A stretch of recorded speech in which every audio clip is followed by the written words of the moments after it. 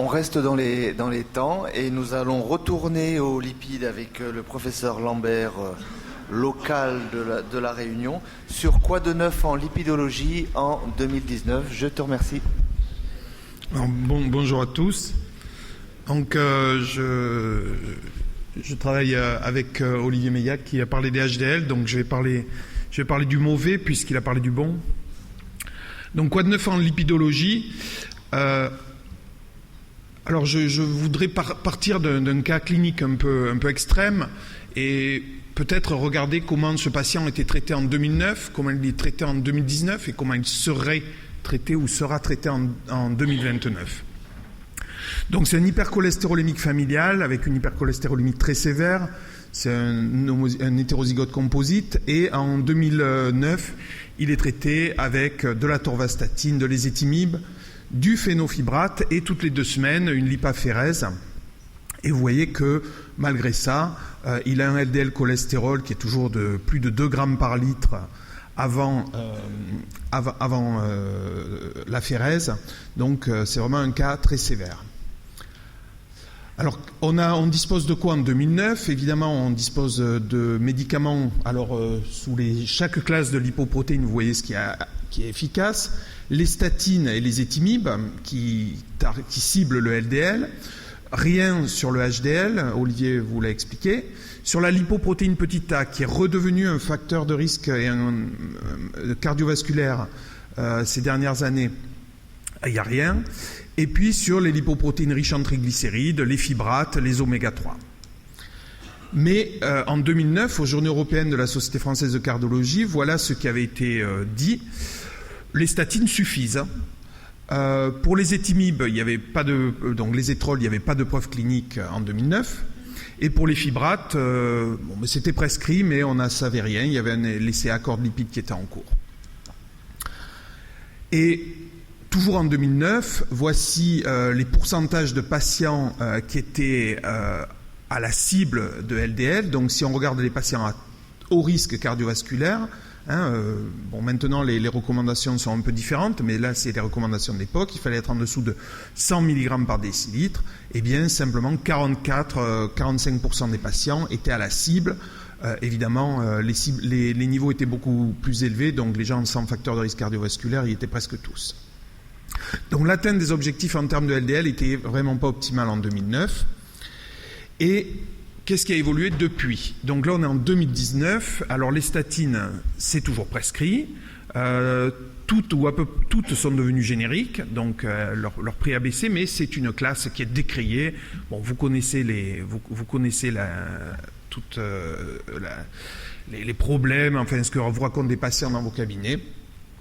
Alors les étimibes, il y a maintenant une efficacité clinique qui est démontrée, mais ça reste peu utilisé.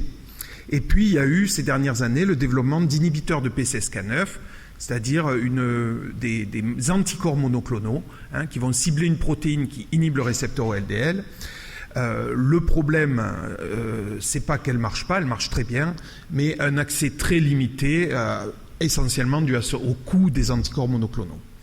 Et puis depuis 2-3 ans, la lipoprotéine petit a qui fait un retour en lipidologie. On n'en avait plus du tout parlé dans les années 2000-2010, enfin plus du tout, beaucoup moins, et là ça fait un retour. Donc ce patient, il a 67 ans, il a arrêté de faire des séances d'aphérèse en janvier 2012, il est traité par atorvastatine, ézetimibe, et il reçoit en plus de l'alirocumab, donc un inhibiteur de PCSK9. Lui, il entre dans le cadre de la prescription, et il a toujours, c'est vraiment un cas très sévère, un LDL cholestérol à 1,81, donc il n'est pas à 0,7 comme il devrait être. Entre-temps, il a développé des atteintes polyvasculaires, donc vraiment, c'est quelqu'un qu'il faut traiter agressivement pour lui faire baisser le LDL cholestérol. Alors, les inhibiteurs de PCSK9 qui maintenant sont sur le marché depuis 2 ans, ça fait baisser, au-delà de ce que font les statines et les étimibes, une réduction supplémentaire du LDL cholestérol de 50 à 60%. Alors 60% dans les essais cliniques, 50% dans la vraie vie, pour faire un résumé. Évidemment, c'est des moyennes, ça varie par patient. Ça réduit le risque cardiovasculaire, ça a été démontré. et cette réduction de risque est proportionnelle à la réduction des niveaux de LDL cholestérol et de la durée du traitement. Donc c'est vraiment comme le tabac paquet année, bon ben là c'est cholestérol année, hein, et quand on le baisse plusieurs années, on va avoir un effet bien plus important. C'est vraiment le traitement de choix de l'hypercholestérolémie familiale. Hein. Alors l'hypercholestérolémie familiale, ça concerne une personne sur 250 en France, donc ça reste quand même pas, c'est pas le traitement des patients tout venant. Et les deux études, donc 2017 et 2018, de Sanofi et de Amgen, les deux fabricants des anticorps monoclonaux, montrent des résultats absolument similaires dans la réduction des niveaux de LDL de 60% et dans la réduction du MACE, donc des événements, au bout de 2 ans, de 3 et de 4 ans, respectivement pour ces deux études, avec un hazard ratio à 0,85 pour les deux, donc tout à fait comparable. Hein, c'est des molécules, enfin, c'est sœurs jumelles, elles marchent aussi bien l'une que l'autre. Alors, quelles sont les nouvelles perspectives ? Je vous l'ai dit, le principal problème avec les inhibiteurs de PCSK9 sous forme d'anticorps monoclonaux, c'est leur coût. Hein, c'est autour de 500 € tous les 15 jours, donc c'est considérable. Hein, à comparer à 1 € ou à peu près par jour pour des statines, même à haute dose. Donc il y a deux voies qui ont été adoptées par l'industrie. La première, c'est de développer des anticorps monoclonaux beaucoup moins chers, et c'est l'inclisiran qui est actuellement en test. C'est une toute autre façon d'inhiber PCSK9, et l'acide bempédoïque. Donc là, on est encore dans la cible sur le LDL.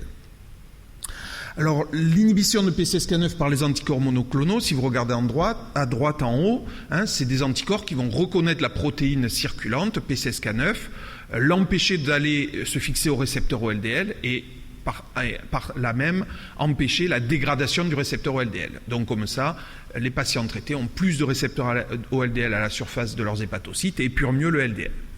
Alors l'autre stratégie, c'est d'aller jouer avec l'ARN messager, au moyen de petits ARN interférents, des siRNA, hein, et cette classe thérapeutique, l'inclisiran, SIR, ça veut dire siRNA, c'est quelque chose qui va être injecté et qui va empêcher l'ARN messager d'être traduit sous forme de protéines.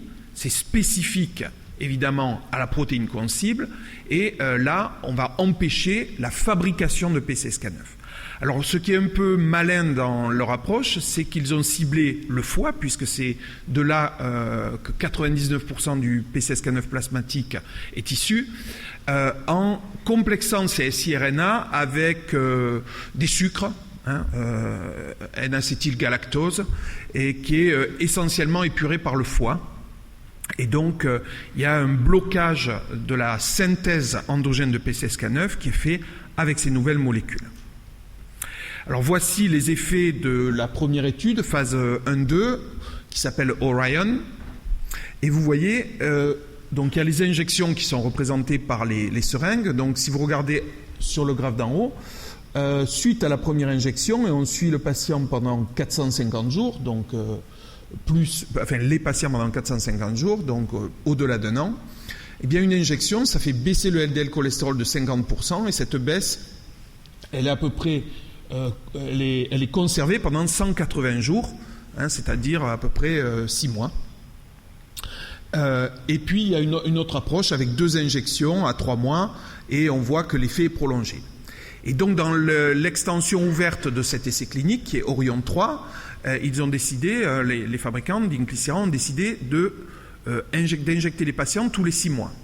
Alors l'avantage, c'est des injections moins fréquentes qu'avec les anticorps monoclonaux. C'est beaucoup moins cher de fabriquer des siRNA que des anticorps monoclonaux. Et puis, ça ressemble à une vaccination. En fait, on va vous vacciner contre PCSK9, sauf qu'il va falloir faire des rappels de vaccins tous les 6 mois. Donc, pour les patients, c'est un peu moins contraignant que tous les 15 jours. Et la baisse de LDL est autour de 50%. Alors, il y a un essai clinique qui est en cours pour voir si ça va marcher aussi bien que les anticorps monoclonaux. Donc, des patients, il y en a 15 000 qui sont en train d'être inclus. La France et pays investigateurs, comme en Europe, il y a 4 pays investigateurs, l'Espagne, la France, la Hollande et l'Allemagne. Donc les patients sont mis sous statine et ou ézetimibe pour atteindre l'objectif, et ceux qui n'atteignent pas l'objectif sont mis soit sous inclisiran, soit sous placebo, et ils vont être suivis pendant 5 ans avec le endpoint qui est la mort cardiovasculaire, infarctus, AVC et la revascularisation coronaire. Donc on aura ces résultats dans les années à venir. Alors l'autre idée, ça a été d'essayer de remplacer les statines. Et si vous regardez ce qui se passe là, vous voyez la HMG-CoA-réductase, la cible des statines, qui est inhibée dans le foie, qui fait baisser le LDL cholestérol. Mais les statines ont des effets au niveau des muscles squelettiques, ce qui est supposé donner des crampes chez certains patients, parce qu'elles agissent en fait sur toutes nos cellules, et notamment au niveau du muscle squelettique. Alors là, l'idée, c'est d'aller inhiber la voie de biosynthèse du cholestérol, mais en amont, au niveau d'une enzyme qui s'appelle l'ACL, et au moyen d'une prodrogue, alors le nom est ETC1002, qui en fait a besoin d'être activé et n'est activé que dans le foie. Donc il n'agirait pas, il n'aurait pas ces effets délétères qu'il peut avoir dans le muscle qu'ont potentiellement les statines. Et les études de randomisation mendélienne, donc la randomisation mendélienne, en fait, c'est un essai clinique grandeur nature. On regarde les porteurs de l'absence de mutation et puis les porteurs de mutation, perte ou gain de fonction, sur le gène qui code pour la protéine, qui est ciblé par les statines, ça va être la HMG-CoA-réductase, et par l'acide bempédoïque, ça va être l'ATP citrate lyase.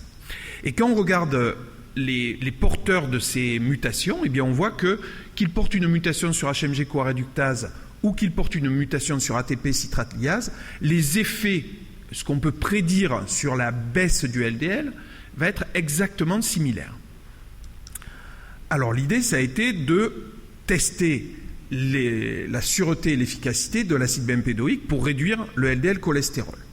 Donc 52 semaines, 2230 patients, 2 tiers sous l'acide bempédoïque et 742 sous placebo.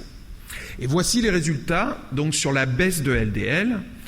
Eh bien, contrairement à ce que laissaient suggérer les études de randomisation mendélienne, qui supposaient un effet aussi important qu'avec les statines, on a une baisse du LDL cholestérol, donc c'est des patients qui partent de 100 mg par décilitre, qui se retrouvent en moyenne à 84, 86, 88, donc des baisses quand même très modestes et des baisses d'ApoB tout aussi modestes. Mais malgré tout, c'est des molécules qui peuvent être intéressantes pour les intolérants aux statines. Donc il y a un essai clinique qui vient de démarrer, Clear Outcome Global, l'essai clinique Clear Outcome, avec 12 000 patients, un peu plus de 12 000 patients, soit sous acide bempédoïque, soit sous placebo, et on regardera les effets sur la mortalité, l'infarctus, le stroke, etc. Alors pour 2019, quelles sont d'autres nouvelles perspectives? C'est de cibler la lipoprotéine petit a, qui était un peu restée sur les étagères dans la lipidologie. Alors la lipoprotéine petit a, c'est une LDL avec une protéine en plus, l'apoptita, qui est particulièrement hétérogène parce qu'en plus de contenir du cholestérol, elle ramasse tous les phospholipides oxydés qu'elle peut dans le plasma. Et contrairement au LDL, les statines n'ont absolument aucun effet sur la lipoprotéine petit a. Alors les inhibiteurs de PCSK9 la réduisent de 15 à 25%, la niacine aussi, la phérèse bien sûr la réduit, et surtout avec ces nouvelles molécules, les siRNA, on arrive à faire baisser cette LPA. Donc l'idée, ça va être d'injecter des siRNA contre la LPA, contre l'apoptita, cette protéine très particulière. Et c'est quelque chose qui marche très bien. On a des baisses de plus de 80% aux doses les plus fortes testées. Et l'avantage, c'est là encore de cibler le foie avec ce GalNAc. Il y a des essais cliniques en phase 2 qui sont en cours. Ça fait des réductions en moyenne de 80% avec une injection toutes les 2 semaines, donc c'est quelque chose de très prometteur. Juste pour information, donc, des lipoprotéines petit a, ça concerne 20% de la population caucasienne, 30% de la population africaine, 25% de la population du sous-continent indien, donc ça touche quand même pas mal de monde. Mais des gens qui en auraient des taux athérothrombotiques, c'est autour de 2-3% de la population. Donc ça reste quand même quelque chose un peu de niche, et c'est important de doser la lipoprotéine petit a, je pense, surtout quand on a des patients jeunes qui font des événements qu'on n'arrive pas trop à expliquer. Alors notre patient, c'est mon avant-dernière diapo, notre patient, il aura 77 ans en 2029. Alors en 2029, alors je ne suis pas Madame Soleil, mais on peut prédire qu'il y aura toujours des statines et les étimibes, ça c'est du solide. Je pense qu'au niveau des inhibiteurs de PCSK9, on sera passé sur l'inclisiran, à moins que les anticorps monoclonaux deviennent beaucoup moins chers. Donc c'est quelqu'un qui sera vacciné tous les 6 mois contre PCSK9. S'il a une ELP petit a élevée, il y aura aussi des anti-LPA. Et sur ce, je vous remercie pour votre attention.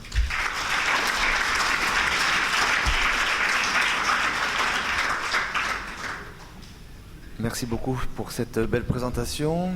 Qui ouvre les questions? Tu en as peut-être une?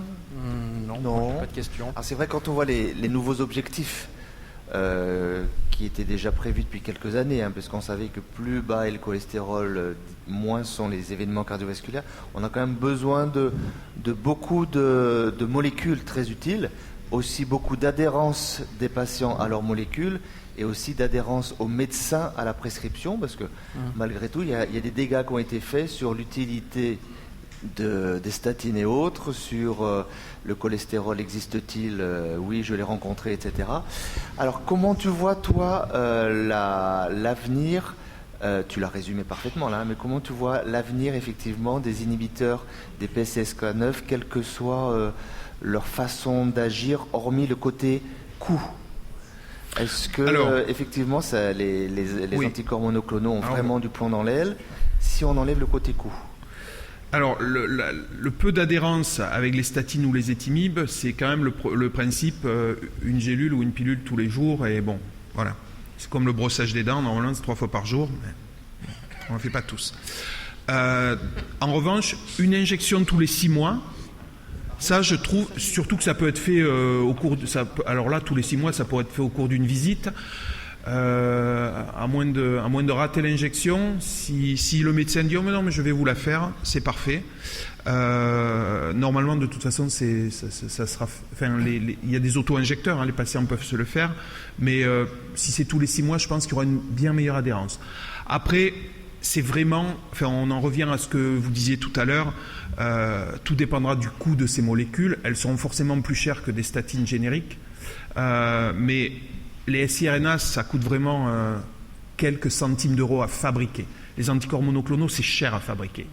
C'est biologique. Les siRNA, il faut du A, du U, du G, du C, et hop, c'est de la chimie.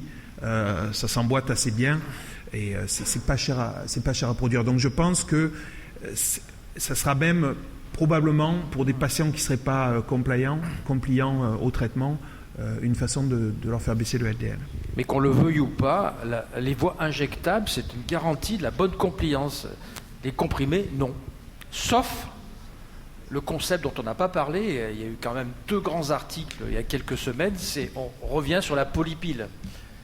Et le concept de polypile, plusieurs molécules dans un comprimé par jour, ça a été testé, ça marche aussi bien que si on a plusieurs comprimés, on met une statine, on met un antihypertenseur, un peu d'aspirine, même du Viagra si vous voulez, ça marche bien. Et oui, et ça coûte pas cher. Voilà, après si on oublie la polypile, on oubliera un petit peu tout aussi. Ruben, tu avais une question, non? Juste une question par rapport au dosage de l'ALP petit a, ça se fait couramment, ça n'est pas le dosage de l'ALP petit a, comment la prescrire?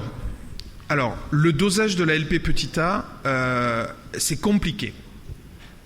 Pour 2 raisons. Premièrement, c'est une protéine extrêmement polymorphe.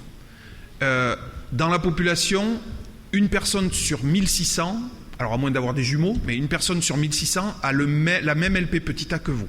Il y a 40 isoformes et on a tous 2 allèles, donc statistiquement, on a une chance sur 1600 d'avoir exactement des protéines de la même longueur. Et les anticorps qui sont utilisés pour les tests ELISA vont reconnaître de manière différentielle, en intensité, une petite, une grosse lipoprotéine petit a. Deuxièmement, il n'y a pas de standard établi. C'est quoi le standard? C'est la lipoprotéine qui est dans mon plasma, dans le vôtre, c'est une longueur à 23 Kengel, etc. Donc il n'y a pas de gold standard. Malgré tout, alors au laboratoire, on peut le doser en spectrométrie de masse, donc là on compte les molécules, là on a un chiffre exact. Après, c'est des techniques de recherche, ce n'est pas des techniques de diagnostic de routine. Malgré tout, les chiffres que vont vous donner les laboratoires avec des kits qui sont imparfaits et qui ont des standards imparfaits vont vous dire le patient il en a beaucoup, ou il en a moyennement, ou il en a peu, ce qui suffira. Quand tu fais un dosage de LDL cholestérol, tu vois bien que si tu as 0,71, bon, tu dis j'ai pas atteint l'objectif, mais c'est déjà très bien. Même à 0,77, donc 10% près au niveau clinique, ça va pas être relevant. En revanche, mais c'est vrai qu'il y a un problème dans la façon dont c'est dosé par ELISA. Merci beaucoup. S'il n'y a pas d'autres questions, on va rester dans les temps. Merci encore.